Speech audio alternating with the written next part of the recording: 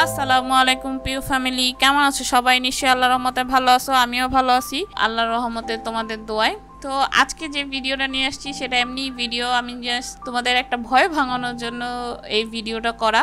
আমি তো লাইভ করি মাঝে, মানে করা শুরু করছিলাম, বাট মনে হয় আমার লাইভটা তোমাদের এখন পছন্দ হচ্ছে না, এই জন্য ভাবলাম যে ঠিক আছে লাইভ আর করবো না, ভিডিওর মাধ্যমেই তোমাদের সাথে কথা বলি।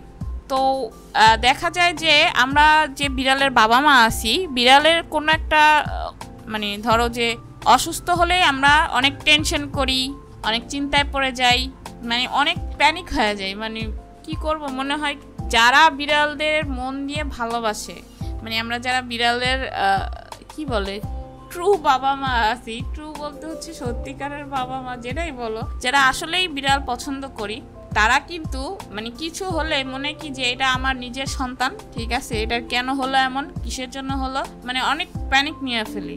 তো আমি একটু এখানে একটু তোমাদের এটা কমানোর চেষ্টা করব। পুরো তো আর কমাইতে পারবো না আমি জানি, বাট কমানোর চেষ্টা করব।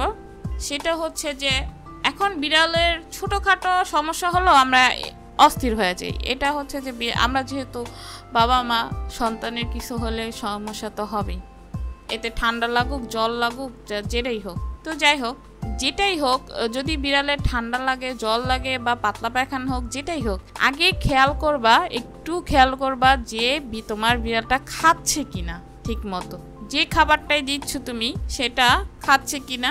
যদি না খায় তাহলে অবশ্যই চিন্তার ব্যাপার। আর যদি তোমার বিড়ালের খাবার দাবার ঠিক থাকে তাহলে চিন্তার কোনো কারণ নেই। একটু নিঃশ্বাস নাও, তারপর একটু ভাবো যে কোথায় গেলে, কোথায় কি করলে আমার বিড়ালটা সুস্থ হবে। একটু নিজে ঠান্ডা হয়ে ভাবলেই সলিউশন পেয়ে যাবে। বিড়ালের কিছু হলেই প্যানিক নিয়ে তাড়াহুড়া করে আমরা ভুল ডিসিশন নিয়ে, এটা কখনোই করবা না। যদি ওর খাবার ঠিক থাকে, ও একটু স্টেবল থাকে, তাহলে একটু চিন্তা করে তারপরে একটা ভালো চিকিৎসক খুঁজে, ভেট খুঁজে, তখন তার পরামর্শ নিয়ে যা করার করবা। সাথে সে যদি মেডিসিন দেয় সেটাই অ্যাপ্লাই করবা, মানে যা যেরকম প্রবলেম হবে সেই অনুযায়ী যে সলিউশনটা বের হবে সেটাই করবা। কিন্তু একটু নিঃশ্বাস দিয়ে, তোমার বিড়াল যদি খাবার দাবার ঠিক থাকে, মানে ও যদি খাবার খায়, তাহলে অবশ্যই চিন্তার কোনো কারণ নেই। আশা করি বুঝাইতে পারছি। তো সবাই ভালো থাকবা, টেক কেয়ার, বাই বাই। আর সবাই স্ট্রিট ক্যাট ডগদের খাবার দিবা, বড়দের সম্মান করবা, আর বড়রা যারা আছেন তারা অবশ্যই ছোটদের ভালোবাসা দিবেন। ভালো থাকবেন আশা করি। আল্লাহ হাফেজ।